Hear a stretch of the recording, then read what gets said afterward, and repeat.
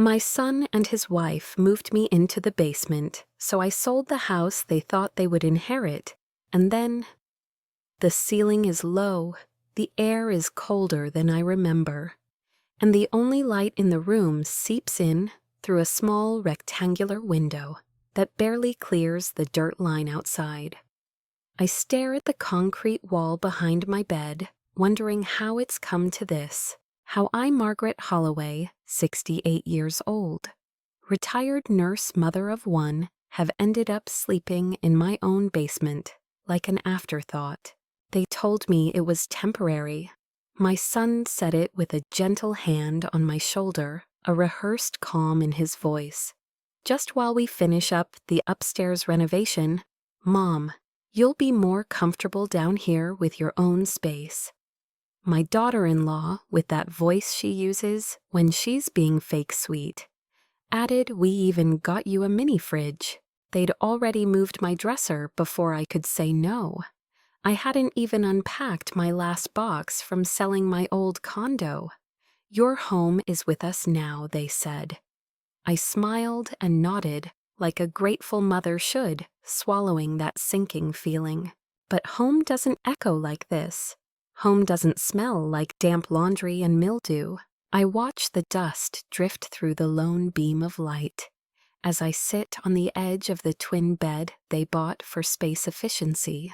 A plastic tub filled with my winter coats sits where a closet might have been. Every time the furnace kicks on, the pipes groan like an old man, loud and aching. I used to live in the master bedroom upstairs. Well, not in this house, but in a house, one that I bought with the money I earned pulling double shifts. I paid off a mortgage while raising my son alone. I kept the light on for him when he was out late. I made his birthday cakes from scratch. Now I wait for the sound of footsteps above me, sometimes laughing, sometimes arguing, but always distant. They rarely come down unless they need something. It wasn't like this at first. When my son first suggested I move in after my hip surgery, it made sense. I'd fallen twice in 1 year. I hated being alone. He offered a room, and it felt like love. I sold my place fast, too fast, and now the upstairs smells like rosemary and red wine. While the basement smells like laundry detergent and forgetfulness, they don't invite me to dinner unless guests are over. On those nights I get a knock. Come up, Mom, just act casual, okay? As if I were some fragile ornament they're unsure about displaying. And I always go. Because I keep hoping for the version of my son I raised, the one who used to crawl into my bed when thunder scared him, clutching his toy astronaut and whispering, "Don't let go, Mama." But I think I've already been let go. I don't say anything when my daughter-in-law jokes that I've got the basement kingdom. I laugh lightly, even though the walls leak during storms. Last week, she asked me not to use the upstairs bathroom during the day. Just for guests, she said. You've got your own. My bathroom is a converted closet, barely big enough to turn around in. They told me I'd have privacy, but what I really have is silence, and it hurts. It hurts in a quiet, slow way that you don't even realize at first. Like a cold that settles in your bones. You start adjusting, accepting, shrinking. But today, as I held the worn photo of my husband and me from 1979, him in his denim jacket, me with my feathered bangs, I realized something. This isn't how my story ends. I didn't work my whole life, give my all, raise a son with tenderness and faith, just to end up in a storage room under his house. They may have moved me into the basement, but they forgot one important thing. The deed to this house still has my name on it, and I haven't signed a single thing away. If you were in my shoes, what would you do? They looked so warm when they asked. That's the thing that keeps playing in my mind, their smiles. So wide, so polite, so planned. We've been thinking, my daughter-in-law said one afternoon. her tone as sweet as pie, but eyes sharp as vinegar. You've been through a lot lately, and we just want you to rest. My son, standing beside her, nodded with rehearsed concern. Yeah, Mom, no more worrying about bills or groceries or house repairs. You've done enough. You deserve a break. They'd just helped me move into the basement a few weeks earlier. But this conversation had a different undertone. They sat me down at the kitchen table upstairs, my first time being invited back, up in days, and pushed a plate of dry lemon cookies toward me, like I was a child needing a bribe. I should have recognized it then, that look in their eyes, not love, not even pity, just calculation. We thought, she went on, it would be easier for everyone if we got everything arranged. Just in case anything happens, you know. Medical emergencies, decisions, the house. My son added, just get your affairs in order now, while everything is calm. You know, make things easier later. Later, I knew what that meant. They thought I was heading toward the end, that I was winding down, shrinking into the background of their lives. They thought I didn't notice the way she said the house, with a little too much interest, like it was already hers. She even pulled out a folder neatly organized. A printed out will template, a healthcare directive, a just sign here package like this, was some business transaction, not my life. I didn't raise a fool, but apparently I raised someone who thought I'd become one. I smiled, not because I was happy, but because I was trying to hide the scream tightening in my throat. Oh, I said softly, taking the papers. Let me read these in my room tonight. I just want to make sure I understand. My son smiled with that boyish grin I used to fall for every time. See, I told you she'd be okay with it. Okay with it. I carried those papers down to my basement dungeon and sat on the edge of my twin bed. My knees cracked as I lowered myself slowly. I unfolded every sheet, page after page of legal maneuvering masked in care. That night I didn't sleep. Not because of the pipes clanging or the furnace roaring like usual, but because my heart ached in a way I hadn't felt since I buried my husband. I thought about the first time I ever held my son, how I whispered, "You'll never be alone," into his tiny ear. I kept that promise through the divorce, through the bad grades, through the drinking in college and the nights he called crying. But now here he was, preparing to sign me away like property. The next morning, I folded the papers back neatly and left them untouched on the kitchen table. I think I'll talk to my attorney first, I said, smiling politely. My daughter-in-law blinked. My son's jaw tightened. Oh, she said, trying to hide her irritation, of course. Take your time. They didn't ask again. They didn't have to. The message had already been delivered. They thought they were being clever. They thought their trap was invisible. They thought I wouldn't see the strings they were pulling. But here's the truth they forgot. You don't reach my age without learning how to spot a performance. And the minute I saw those smiles, I stopped being their pawn. Because this house, it's still mine, and I have no intention of letting them win this quietly. What would you do if your own child thought they could outmaneuver you? I wake up to footsteps, hers, not his.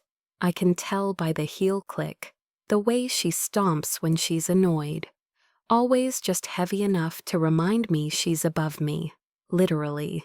Every creak of the floorboards overhead feels like punctuation on a sentence I never agreed to write.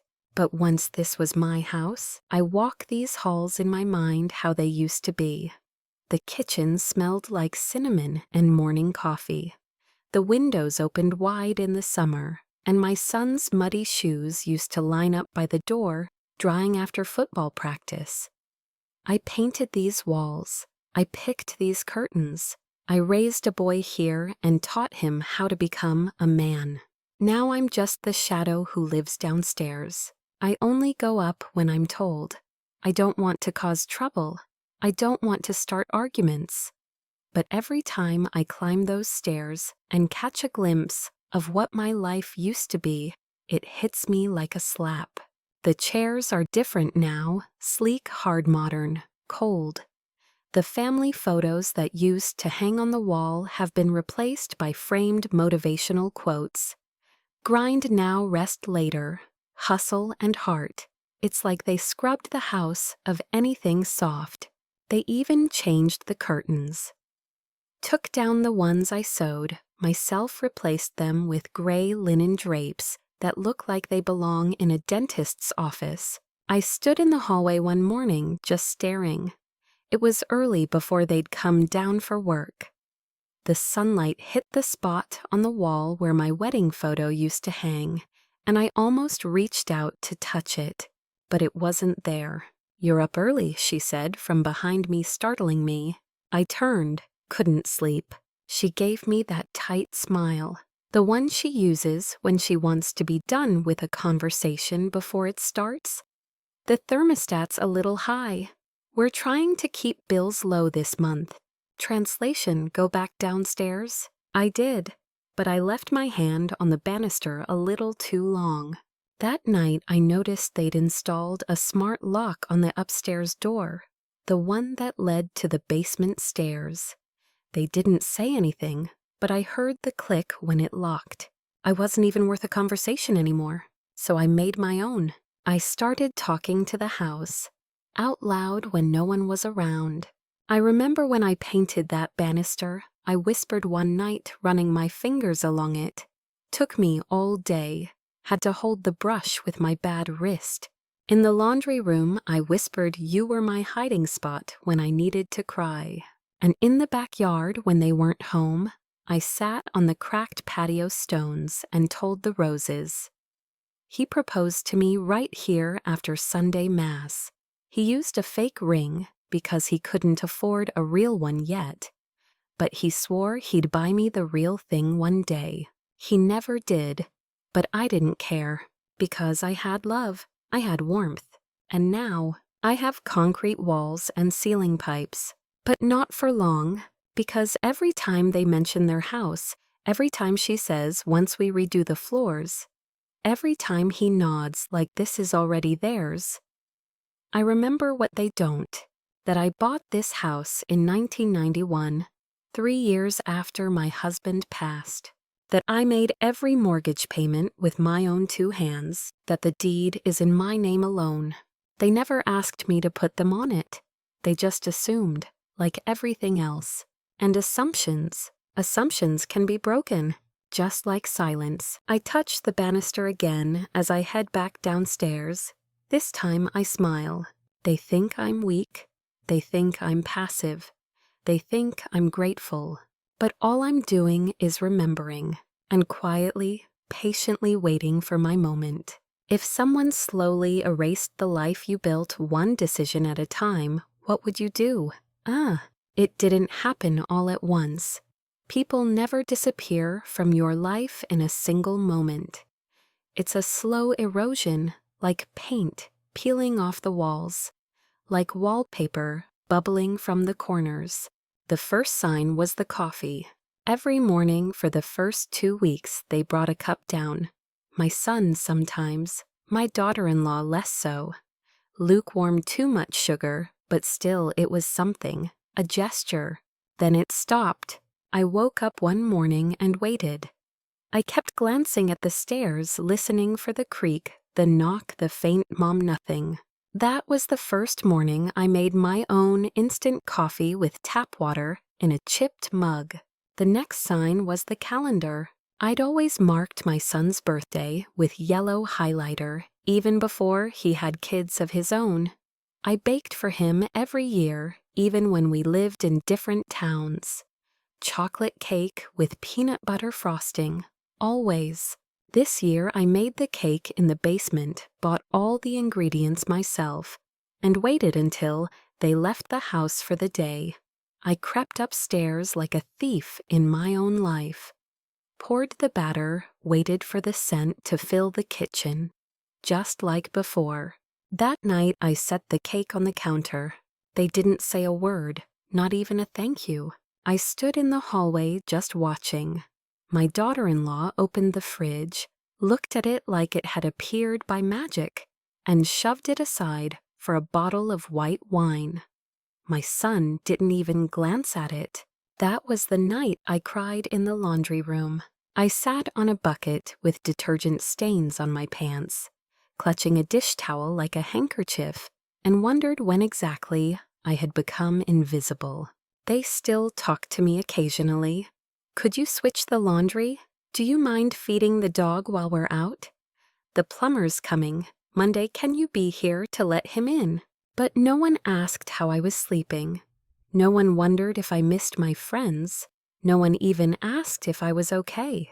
I started keeping count how many days in a row they spoke to me without asking anything personal. 13, then 21. Eventually, I stopped counting. What was the point? The final straw came one morning when I tried to join them for breakfast. I'd woken up early and thought today I'm going to try. I combed my hair, put on the green cardigan my son bought me for Christmas last year, walked up slowly, careful not to be a nuisance. They were both at the kitchen island, him scrolling on his phone, her sipping something from a glass bottle. I said good morning. My daughter-in-law barely looked up. Did you need something? No, I said softly. Just thought I'd join you today. There was a silence, the kind that feels heavy, thick, like a fog you have to push through. Then she said, it's kind of tight in here this morning. And my son, he just nodded. I don't remember going back downstairs. I just remember the sound of the door shutting behind me. They didn't see me. Not really. Not as the woman who held them through heartbreak, fed them through hunger, stood by them in the darkest of times. Just a shadow, a caretaker, a live-in ghost. But you know what the funny thing is about being invisible? It gives you room to move unnoticed, to observe, to plan. They stopped seeing me, but I never stopped watching. And what I saw, what I heard was going to change everything. Because the day they stopped seeing me was the day I truly saw them. And I started remembering exactly what I still owned. If the people closest to you made you feel like a burden, would you still cling to them, or would you finally set yourself free? It started with a voice, faint at first, muffled through the floor vents above my bed. I wouldn't have caught it if the furnace hadn't clicked off at the exact same moment. I mean, she's not going to be around forever. My daughter-in-law, her voice always calm, always composed, but with just enough edge to slice through skin. I sat up, careful not to shift the bed too much. The vent ran from the kitchen right into the corner of my room. They never considered that sound travels in old houses, or maybe they just assumed I was too old to hear. She doesn't use the upstairs anyway. She continued laughing lightly. We could knock down that wall, extend the kitchen. I saw a design on Pinterest. I pressed my palm flat against the wall, like I could somehow press myself closer to the words, and the deed that was my son's voice now.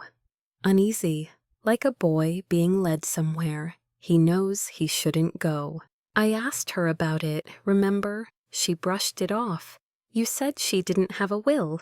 He hesitated. She might. I don't know. I guess I never asked. Well, maybe it's time. Before something happens and we're stuck splitting everything with some distant cousin she used to knit with. She laughed again, and then she said it. We've been patient. You moved her in. We gave her space. But let's be real. This is our home now, our home. I felt something shift inside me, like a candle snuffed out, like a chair scraped across a wooden floor. This wasn't impatience, this was a plan. I had always known she didn't love me, but I didn't know she resented my existence. And my son, he didn't argue. He didn't defend me. He didn't even hesitate. He said, I'll bring it up again next week. Maybe we frame it like we're just being responsible. That word again, responsible. I lay there in the dark, eyes open, staring at the ceiling like it was about to collapse. And for a moment I couldn't breathe, because suddenly it wasn't just about neglect or unkindness. It was about greed, the kind that wears a smile, that serves wine at dinner and compliments your sweater before asking what time you'll be out of the house. I stayed in bed the rest of that day, didn't come up, didn't answer the knock on the door when my son called down Mom dinner. Let them wonder. I needed time to think. Because what they didn't know, what they never bothered to learn, was that I never signed over the deed. I never gave up the title. It's still mine. All of it. Every wall, every square foot of flooring, every blade of grass in the backyard. And I also knew something else. I knew someone who could help me. She used to be my neighbor years ago, when I still lived in the city. We met at a church bake sale. She's in real estate now, successful, smart, discreet. We hadn't spoken in years, but something told me she'd pick up. And when she did, her voice on the other end of the line made me cry. "Margaret." "Oh my God, it's been forever. Are you okay?" No, I wasn't, but I would be. I asked her if she had time for coffee. She said yes. That night, I folded a sticky note in half and wrote one word, enough. I stuck it in my pocket, just to remind myself every time I felt weak. They thought they had all the time in the world to wait me out, that I'd sit quietly in the dark until I faded. But they underestimated the fire that still burns in a woman who remembers who she used to be. And now I had a reason to light it. If you overheard your own child conspiring to erase you, what would you do next?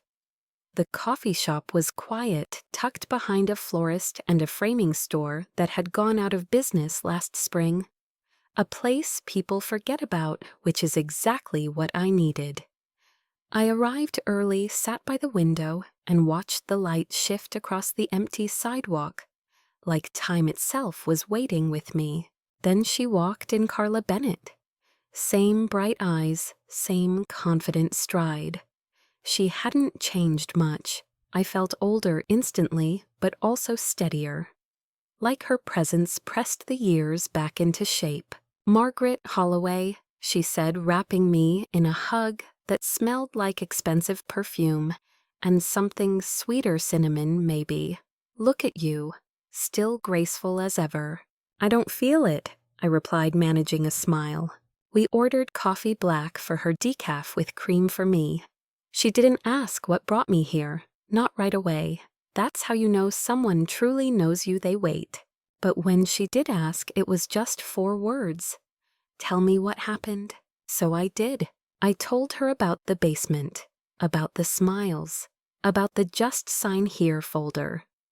I told her about the birthday cake no one touched, about the lock on the door, about the vent that carried their voices down into my gut. Her face never changed, but I saw the fire in her eyes grow with every word. "And the deed?" she asked carefully. "Still mine," I said. "Every inch of it." She exhaled. "Then you're not trapped, Margaret. You're holding the keys and you don't even realize it." "I don't want to destroy them," I whispered, feeling the old guilt rise. "They're my family, my only child. I don't want to disappear." "You already have," she said gently, leaning in. "But you don't have to stay gone." We sat in silence for a moment, 2 women on opposite ends of life's chaos, one remembering who she used to be, the other reminding her. Then Carla reached into her purse and pulled out a business card. "Just so you have it," she said, "if you ever decide to list." I stared at the card. It felt heavier than it should, like it carried the weight of a decision I hadn't made yet, but knew I would. "I can be discreet," she added. "No signs, no listing online. Private viewings only. Some people love buying older homes off-market, especially in that neighborhood." I slid the card into my purse like it was a secret, because it was. When we hugged goodbye, she said something I'll never forget. Don't let the years you gave them be the reason you give them everything. I cried the whole way home, not because I was sad, but because someone finally saw me again. When I got back, the house looked the same. Gray siding, clean porch, dead-eyed windows. But it felt different. I felt different, because now I had something they didn't know I had, a choice. That night, when my son asked if I could help fold the laundry, I smiled and said, "Of course." And I folded every towel like I always had, tight, neat, perfect. But inside, I was folding away the pieces of a woman who stayed silent too long. I was making space for the one who was ready to stand. If someone offered you the door to your freedom, would you open it, even if it meant walking away from the people you loved most? The folder still sat in the upstairs desk drawer, exactly where I had left it. Neatly clipped pages, a branded pen tucked into the binding, and that empty signature line waiting like a snake in the grass. They must have thought I'd forgotten about it, but I hadn't. Every day since that coffee with Carla, I looked at this house through new eyes. I traced the baseboards while carrying the vacuum. I stood on the porch longer than necessary while bringing in packages. I even ran my hands across the old oak cabinets. I refinished myself back in '98 when money was tight and refinishing meant scraping with your soul. This was never just wood and brick. It was memories, ownership, identity, and they'd acted like it was already theirs. That's the part that lit the flame, not the words, not the plans, but the assumption. The way they tossed around phrases like "after she's gone" or "our place," as if I had quietly handed over the keys and become a ghost overnight. But here's the thing, I never signed it over. Not in writing, not in spirit, not in my soul. And the law agreed. I pulled out the manila envelope from my old cedar chest that afternoon. The one with the original deed notarized and clean. No co-owners, no beneficiaries, just my name printed clear as day. Margaret L. Holloway. I stared at it for a long time, ran my thumb across the embossing. Then I made a photocopy, then two. Then I locked the original back in my chest and tucked a copy into a drawer in the basement behind the sewing machine they didn't even know still worked. The other copy, I slipped it into the back of my address book in the kitchen, the one my daughter-in-law never touches because who even writes addresses anymore? I did, because I know how easily paper disappears when people want it to. That night over dinner, she made another comment. Something about how expensive taxes were going to be next year. How hard it was to manage their mortgage with rising rates. I stirred my soup and said nothing. She looked at my son. Maybe your mom should think about transferring things soon, you know, just in case. And right then, my son looked at me and said it might be a good idea, just to be prepared. Prepared for what? For death. For silence. For my surrender. I folded my napkin and set it beside my bowl. I've been thinking about that, I said softly. Her eyes lit up like a shark catching the scent of blood. Really, she asked too fast. That's wonderful, I can help with, but not in the way you think, I interrupted. Calm, even, cold. They went quiet. I spoke with someone, I added, an old friend, about my options. The room held its breath. I stood and pushed in my chair. Just wanted to let you know, since you've both been so concerned. And then I went back downstairs. Behind me, I heard only the sound of the faucet running. No questions, no protests, just tension so sharp it sliced through the kitchen tile. Because they knew. They finally knew. I hadn't signed a thing, and I wasn't planning to. This house was mine, and it was time I started acting like it. If you realized the only reason people were being kind was because they thought you were too old to notice, would you forgive them or teach them who you still are? There's a strange kind of power in silence when you let people believe you're oblivious while you're actually watching everything. Every slip of the tongue, every whisper behind a closed door, every look exchanged when they think you're not paying attention. I became invisible to them, but not in the way they thought.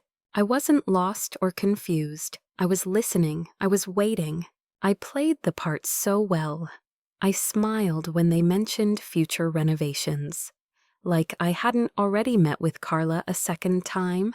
I nodded along when my daughter-in-law joked about finally getting hardwood floors when the paperwork's done, like I hadn't already pulled the financial records from the kitchen file drawer while she was at Pilates. She started talking to me like I was fading. She'd tilt her head, speak slowly, explain things I already knew. Now, Margaret, this is the Wi-Fi button on the microwave, as if my brain had rotted alongside the foundation cracks in the basement. And I let her. I laughed when she corrected me about how to use the laundry timer. I acted impressed when my son showed me how to set up our auto-pay on my phone. I even asked questions I already knew the answers to. They thought I was softening, that I was folding into myself like an old cardigan. But really, I was sharpening quietly, steadily. One night, I waited until they went out to dinner, another just the two of us, evening they never invited me to. I crept upstairs, careful with every step, and opened the home office door. I knew the password. My son still uses his college mascot for everything. I found the document she'd drafted, her version of a revised will. She'd filled in blanks with my information. She listed herself and my son as joint beneficiaries. She'd even put a clause about the sale of their home to fund a second property. Second property. They weren't planning for my death. They were planning for profit. I printed it, folded it, slid it into the same envelope that now contained the deed copy and Carla's business card. I was building a case they didn't even know existed. A quiet little file folder of betrayal. But I didn't say a word. I still cooked dinner when asked. Still took the dog out when they were away. Still smiled when she handed me coupons for the grocery store, as if I didn't already have enough money tucked away from my husband's pension to buy the entire aisle. The best revenge isn't loud, it's deliberate, patient, controlled. And I was becoming very good at it. At night, in the silence of the basement, I started journaling again. I wrote it all down, every comment, every action, every moment that proved they didn't love me. They loved the idea of what I could give them. There's a difference. Love holds your hand when you're sick. Love asks what your favorite song is. Love doesn't measure your worth in square footage and resale value. They didn't know what love was, but I did, and I still loved them, even if I had to walk away, because love doesn't mean surrender. Love doesn't mean silence. Real love protects itself. And mine was waking up. If you knew someone was building a future off your back, without ever asking, would you pretend not to notice? Or would you plan your exit in silence? The knock came at 10:12 a.m. sharp on a Wednesday morning. I'd chosen the time. Carefully, my daughter-in-law would be at her networking brunch, and my son was never home before noon on Wednesdays. I stood at the front door for a moment before opening it, feeling the soft quake in my hands, the kind that comes when your heart knows you're stepping into something final. The man on the porch smiled. Crisp shirt, leather folder in hand, neutral tone. Ms. Holloway? Yes, I said, voice low but steady. Come in. He didn't ask about anyone else in the house. Just followed me through the front hallway, glancing at the molding, the windows, the light fixtures. Taking quiet notes on his clipboard as he walked the perimeter of the rooms I once painted myself. I watched him stand in the middle of the living room, right beneath the vent, where I'd first heard their plan unravel. He tapped a spot on the wall and made a humming sound. Nice bones. Original construction. Built in '89, I said. I replaced the water heater 3 years ago. Roof's less than 10. He nodded, impressed. Good upkeep. You've kept the place solid. I felt my chest swell with something I hadn't felt in years. Pride. This was mine, still mine. He walked upstairs, and I followed, careful not to make noise. The master bedroom, the one I never got to use, was filled with cold gray decor, expensive bedding, and no signs of life. No photos, no memories, just curated status. Anything unique I should know, he asked, flipping pages. Just that everything in this house, every upgrade, every improvement was done with care. I raised my son here. I buried my husband, built a life, survived alone. It's not a house, I said, my throat tightening. It's a record of a woman's strength. He paused, then scribbled something down. Afterward, we sat at the kitchen table. I offered him coffee. He politely declined. He showed me a rough estimate higher than I expected. The market was hot, and the neighborhood was becoming popular with the young families. I can have the full report by Friday, he said. Keep it off the public record, I told him. This is sensitive. He nodded again. Of course. Private appraisal. Confidential. When he left, I stood in the doorway, holding on to the knob like it was the only thing tethering me to the earth. And then I saw it, my daughter-in-law's car pulling into the driveway, her sunglasses glinting in the sun. I stepped aside, closed the door, and drifted back down to the basement before she ever knew I was upstairs. Let her think I was folding laundry. Let her think I was still trapped. I sat on my bed and opened Carla's envelope. I slipped the appraisal in behind the deed, beside the draft will, the printed plan, and the journal entries. My case was nearly complete. They thought they had time. They thought they could coast. But time wasn't on their side anymore. I was. I'd built this home with my hands, my sacrifices, my sleepless nights. And now I had everything I needed to leave it behind on my terms, not theirs. If you were holding a key to your own freedom, but using it meant slamming the door on family, would you still turn the lock? Friday came quietly. Rain tapped at the windows like a metronome, steady and calm. My son was working from home upstairs, and she was in her home office on yet another Zoom call, where her voice always went higher and softer, like a radio host pretending to care. I was in the basement, pacing, envelope in hand. Carla had sent it that morning, the offer. Not an estimate, not a maybe, a real offer, from a couple relocating from Oregon. They wanted to pay in cash, full asking, no inspection contingency.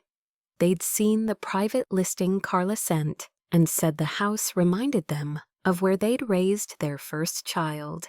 The irony wasn't lost on me. They wanted to begin here, and I was about to end it. I stared at the offer letter for a long time. It felt surreal, numbers that could have rewritten my life years ago. Enough to start fresh. Enough to live on my own terms. Enough to never be someone's afterthought again. I signed it, quietly, deliberately, without trembling. It didn't feel like betrayal. It felt like release. I scanned it back to Carla along with a simple note: proceed. Quietly. She responded within minutes. You got it. And Margaret, I'm proud of you. I cried after that, but only for a moment, because once the ink dried, something in me changed. A wall came down. The fear that had kept me quiet, the guilt that had tied me to a basement bed, the ache of being forgotten. It all slipped off like an old coat. I didn't need any more. I went upstairs to the kitchen, set out the good dishes, mine not hers, and cooked dinner. Roast chicken, real mashed potatoes, sautéed green beans. The meal I used to make when my son came home from college, when he still saw me, When they arrived at the table, they were surprised. "What's the occasion?" my son asked, setting his phone down. "Just wanted to have dinner together," I said, passing the bread basket. She glanced at the chicken. "Is this from scratch?" I smiled. "Of course. We ate like a family again. Or at least we pretended to. And that was fine with me. I'd done enough pretending to know how to finish strong."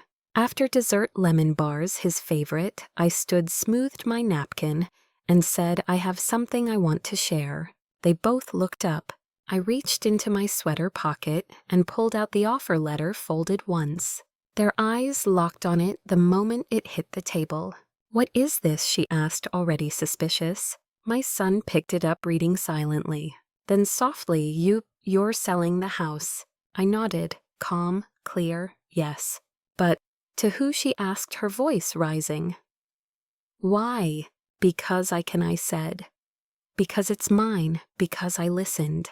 I heard every word you said through the vent. I saw the papers. I watched you circle my name like it was an obstacle." They sat in stunned silence. "I built this house. I paid for every brick. I buried my husband and raised my child here. And you turned me into a burden in the basement." My son stood up suddenly, voice cracking. "We didn't mean to." "But you did," I said gently. "And now I mean to leave." She looked like she wanted to scream, but no words came. I walked toward the stairs and paused. "You have 30 days. Then I hand over the keys." And just like that, I turned and went back downstairs. But this time I didn't feel underground. I felt above it all. If you had one chance to remind them who built everything they take for granted, would you take it knowing it might be the last time they ever look at you the same way? I've never cooked slower in my life. Each slice of carrot, each press of garlic beneath the side of my knife felt like a prayer, a goodbye. I wasn't rushing. I wasn't even thinking. I was remembering. The way my husband used to stand behind me, arms around my waist as I stirred the pot. The way my son used to sneak spoonfuls of mashed potatoes before dinner. The way this kitchen used to echo with joy instead of judgment. This would be the last meal I made in this house. I wiped the counter twice, not because it was dirty, but because I wanted it to shine. I set the table with my wedding china, the one my daughter-in-law always said was too dated to use. I even lit candles. Let the light soften the sharp corners of the room. Let it blur the coldness they had brought into it. They came home later than expected, bickering about something trivial. I didn't say a word, just nodded toward the table. "What's all this?" my son asked, loosening his tie. "Dinner," I said, "a real one." They exchanged a glance but sat down. I served them like I always had. A full plate, generous portions. Water glasses filled, napkins folded with care. No one spoke for the first few minutes. Maybe they felt it too, the weight, the knowing. Halfway through the meal, I sat down and picked up my fork, but I didn't eat. I just watched them. Studied their faces like I was trying to memorize something I wasn't sure I wanted to remember. "This will be our last dinner here together," I said, quiet but firm. She looked up. "You already told us you were selling." "I did, but I didn't say goodbye." My son swallowed hard. "You don't have to go like this." "I do," I said, "because if I stay, I'm saying what you did was okay. And it's not." My voice didn't shake. "Not this time." She leaned back, arms crossed. "So what, you're just cutting us out of your life?" I looked at her, truly looked, and said, "I'm setting a boundary. Something this family has never respected from me." "I thought we were helping you," she said sharply. "No," I replied, "you were helping yourselves." My son finally spoke. "I didn't know you were that unhappy." I smiled sadly. "That's the thing, sweetheart. You stopped asking." Silence fell again, thicker than before. I reached into my purse and pulled out 2 envelopes. "This is your notice," I said, handing one to her. 30 days. The new owners take possession on the 1st, and this I turned to my son is something I wrote you. He didn't open it, just stared at it like it might burn him. I'm not angry, I said, but I'm not staying. I can love you and still leave. They didn't say anything as I cleared the dishes. I washed each plate like I had for 30 years, soothing steady.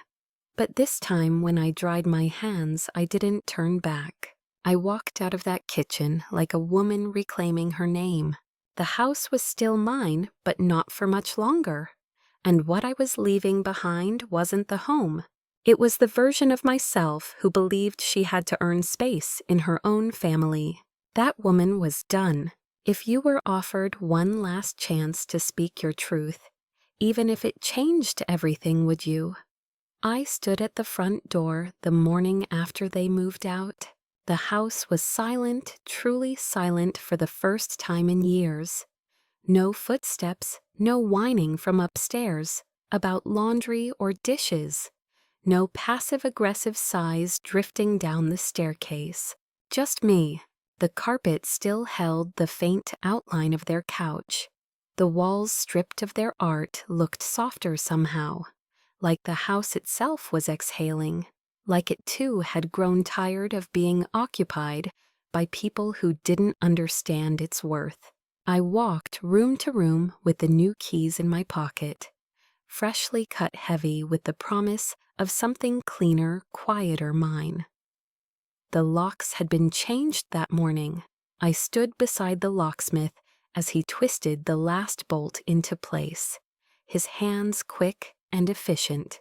Just making sure, he'd said, glancing over the paperwork. New owners taking over next week. I nodded, yes, but until then, it's still mine. He smiled. They're lucky. This house has a soul. I thought of saying something about the years, the memories, the ghosts, but I just nodded again. He didn't need to know the story. The house already told it. Later that day, they came back. They hadn't believed I would go through with it. I saw them through the window. My son's car pulled up to the curb, then hers behind him. They got out, walked toward the porch carrying boxes, laptops, a grocery bag, like it was just another day. I waited. He tried the knob, then again. He called out Mom. I stayed still. She stepped forward and pulled out her key, tried it once, twice. Then she looked at him confused, frustrated.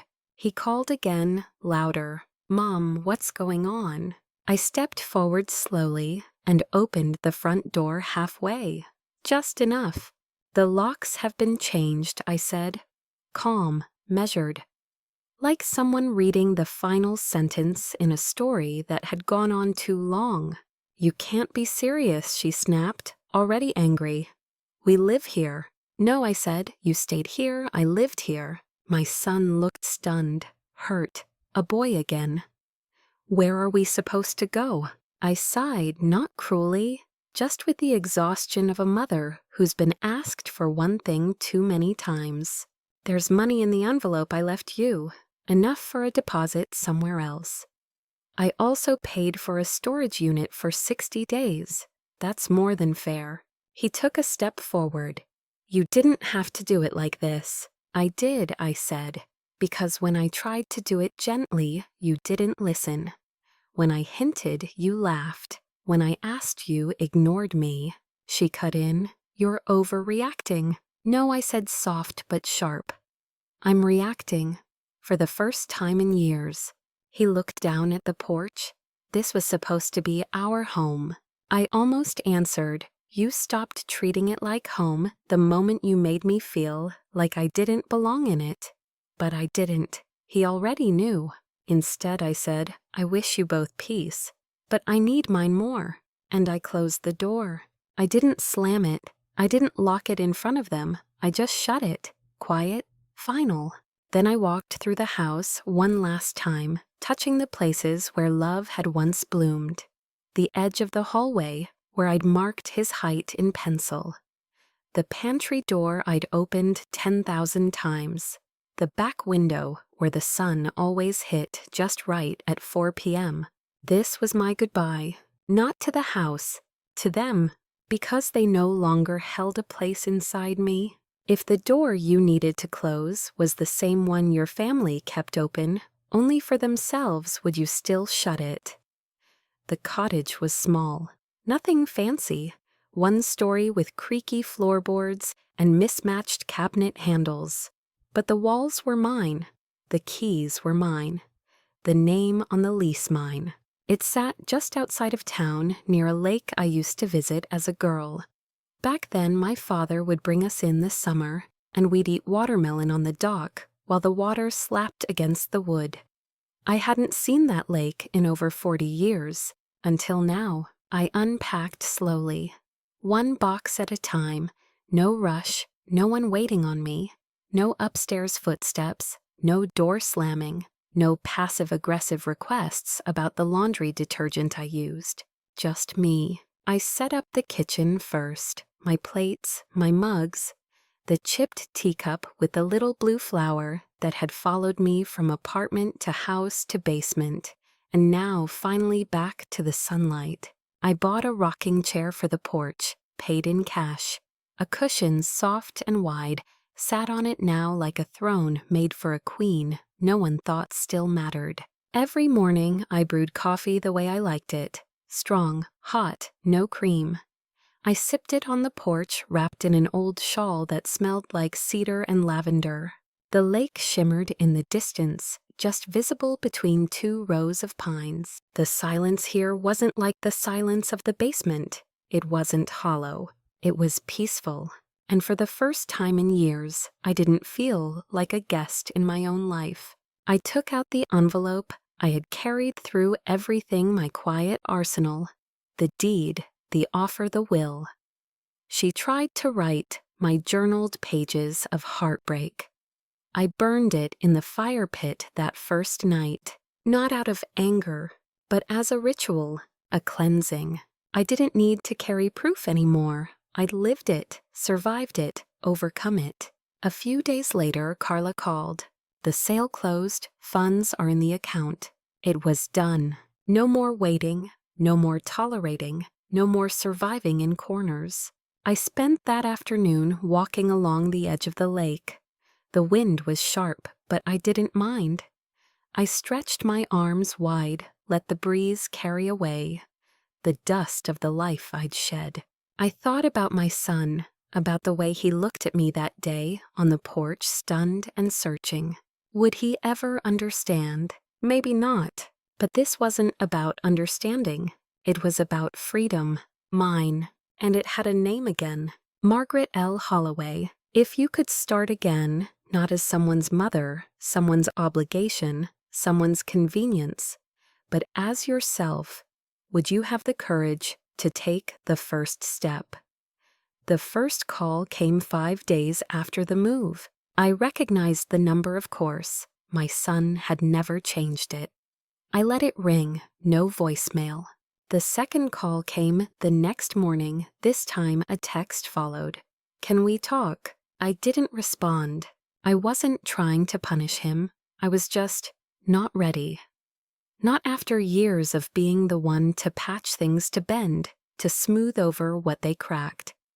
I needed time to remember that silence could also mean peace, not neglect. 3 days later, he tried again. Voicemail this time.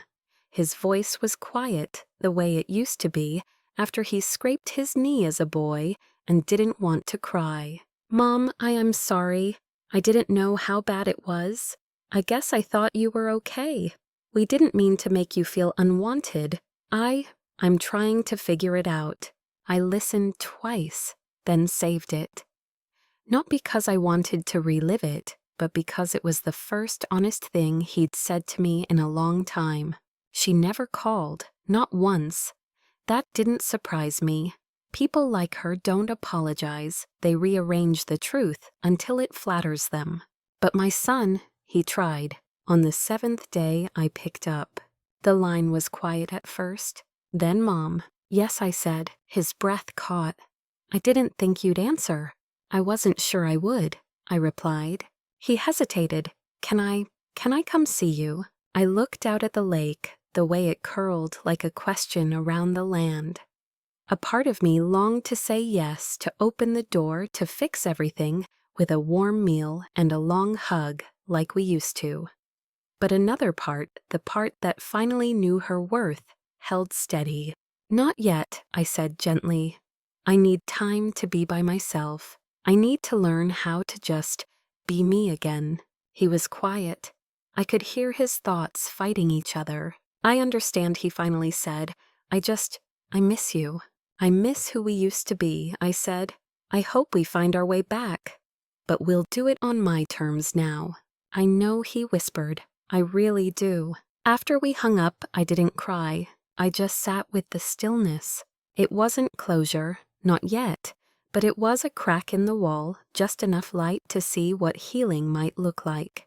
The lake wind picked up, rustling the trees. A heron lifted off the shoreline, slow and graceful. I watched it disappear into the horizon and thought, maybe one day he'll understand that strength doesn't always shout. Sometimes it walks away. If the person who hurt you finally reached out too late, too unsure, would you open the door again, or just leave it gently ajar? It was a Tuesday morning when I planted the tulip bulbs, 6 rows just along the fence line behind the cottage, where the sun spills down in wide golden waves. My knees ached, my hands were caked in damp soil, but I didn't stop. There was something sacred about getting your hands dirty with your own future. For years, I'd only tended what other people needed: meals, laundry, comfort. I'd given them everything I had, my energy, my patience, my forgiveness, and they'd taken it like it was owed to them.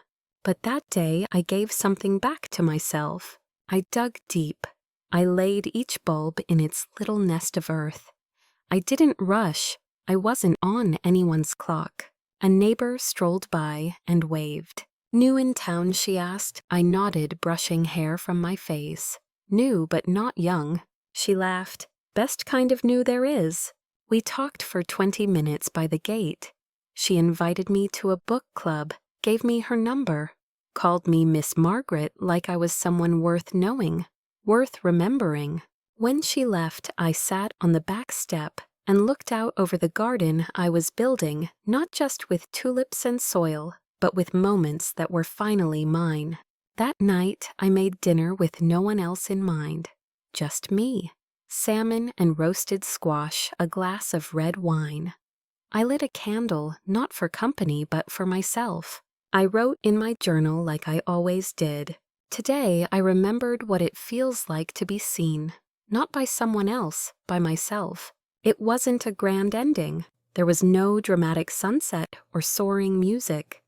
Just a quiet evening, just the simple truth that I'd chosen myself. Not in anger, not in revenge, in grace. And in doing so, I hadn't lost everything. I'd finally returned to the woman I was, before I let guilt shrink her. Before I allowed love to become an excuse for mistreatment. Before I thought invisibility was the cost of staying close. They thought I was just an aging woman with a fading voice. But I had the loudest answer of all. I didn't scream. I signed a paper. I sold the house. And I bought back my life. If you had spent decades giving, bending, and forgiving, what would it look like to finally choose you? The house is gone now. It belongs to someone new, a young couple, full of plans, laughter, echoing through rooms I once cried in. And I'm happy for them, truly. Let that home hold new love. Let it forget the weight of silence. Let it grow tulips where I only managed roots. I don't pass by it anymore. I don't need to. My memory of it lives in layers, some tender, some raw. But none of them own me now. These days I wake when I choose. I walk by the lake before the sun finishes rising, just to hear the birds announce another beginning. I talk to neighbors about books, about pie recipes, about nothing urgent. Sometimes I dance to old songs in the living room barefoot. On creaky floors that don't judge me for being soft or slow. I'm not angry. I'm not bitter. I'm simply free. Free to take up space, to exhale without bracing, to be a woman with her name back, her voice steady, her spine straightened not by pride but by peace. My son texts me now and then. Sometimes I reply, sometimes I don't. That boundary isn't a wall, it's a gate, one I'll open when I'm ready, or not, because life as it turns out doesn't end in the basement. It begins again wherever you decide to rise. And I rose, quietly, completely. If you were me, what would you do in this situation?